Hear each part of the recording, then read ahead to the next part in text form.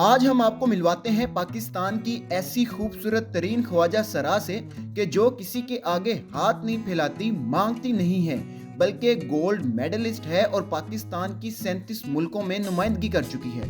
दफनाने का रात की इतना तारीकी में ले जाते हैं, दफनाते हैं, जैसे हाथ पकड़ना, जोर से दुबा देना इसका हाथ, ये तो लड़की है। ये आजकल कुछ वीडियोस वायरल हो रही हैं, कुछ इंटरव्यूज़ वायरल हो रहे हैं जिसमें ख्वाजा सरा कम्युनिटी के ही कुछ लोग हैं और वो कह रहे हैं कि जनाब अली ख्वाजा सरा तो होता ही नहीं है, तो बाद में ऑपरेट करके बनते हैं। अस्सलाम वालेकुम, आप देख रहे हैं पाकिस्तान टुडे और मैं हूं आपका मेज़बान अनीब ज़ही। नाज़रीन, मेरे साथ जन्नत मौजूद हैं।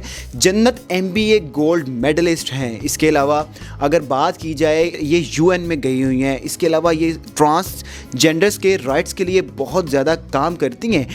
ख्वाजा सरा को हमारी सोसाइटी के अंदर एक्सेप्ट नहीं किया जाता। 90 to 95% ख्वाजा सरा ऐसे हैं कि जिनको घरों से निकाल दिया जाता है।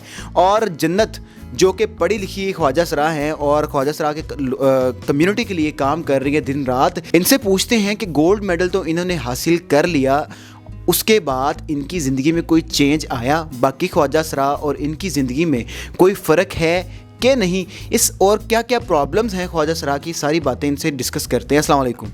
वालेकुम अस्सलाम, थैंक यू फॉर इंट्रोडक्शन, आपने बड़ा अच्छा इंट्रोडक्शन करवाया। जन्नत, आपने गोल्ड मेडल हासिल किया था MBA के अंदर। पहले तो आप ये बताएं कि आप की तालीम हासिल करना और ऐसे इदारे में जहाँ लड़के और लड़कियाँ हों बहुत ज़्यादा, वहाँ तालीम हासिल करना एक थर्ड जेंडर के लिए कितना मुश्किल था और आपने किस तरह से वहाँ पर टाइम गुजारा? सबसे पहले तो मैं अल्हम्दुलिल्लाह कहती हूँ कि जिस तरह आपने बताया, मैं MBA गोल्ड मेडलिस्ट हूँ। और ना कि सिर्फ मैं, अब आप बहुत सारे चेहरे देखते हैं, जिस तरह सारा गिल हमारी फ़र्स्ट डॉक्टर हैं और इस तरह हमारी लॉयर हैं जिन्होंने कितने चैलेंजेस फेस किए।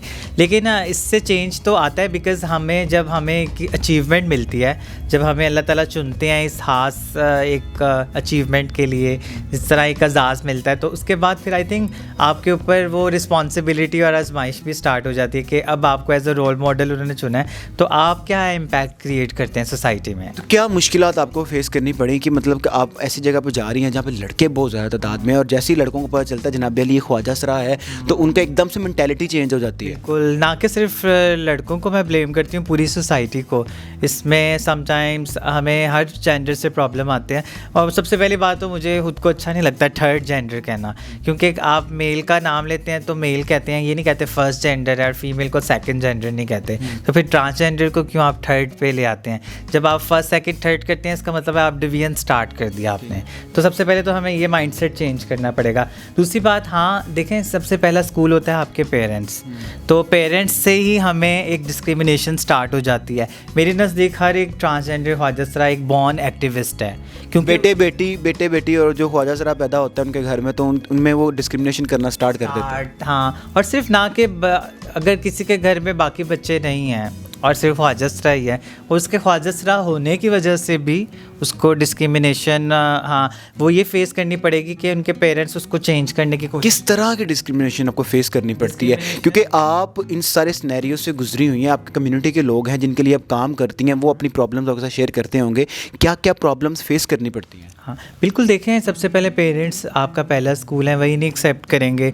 सबसे बड़ा ये होता है चैलेंज कि आपको जब आप चेंज, आपका एटीट्यूड चेंज होता है, आपकी जेंडर डिफरेंट है, आपका रुझान, वो समझते हैं एक बॉय ये बॉर्न हुआ है, तो लेकिन वो जब उसका रुझान नहीं देखते, वो क्या उसकी फीलिंग्स क्या है, उसकी रूह, उसका दिमाग कैसा है, उसका फॉर एग्जांपल मैं बारबी डॉल्स पकड़ लेती थी और मतलब लड़कियों वाले कपड़ों की तरफ जाती थी, तो स्टार्टिंग में तो मुझे वो पहनाते गए, खिलाते भी गए, तो जैसे जैसे एक सर्टेन एज आती है, वो लोगों की बातों उनके माइंड में आती है, तुम्हारे बच्चा ऐसे चल रहा है, तुम्हारा बच्चा एक जो सोसाइटी प्रेशर बिल्ड करती है, तो वो कहीं ना कहीं वो इंटेंसिटी, वो पावर जो सी है उसकी ज़्यादा हो जाती है आपकी औलाद की। वो आपकी औलाद है, वो उसकी क्या जेंडर है, उसका क्या टैलेंट है। अब इतना मैं पढ़ लिख रही थी और बाकी बहन भाइयों की निस्बत बड़ी लायक थी, लेकिन हमेशा उनको यही होता था, ऐसे ना चलो, ये ना पहनो, ये ना करो।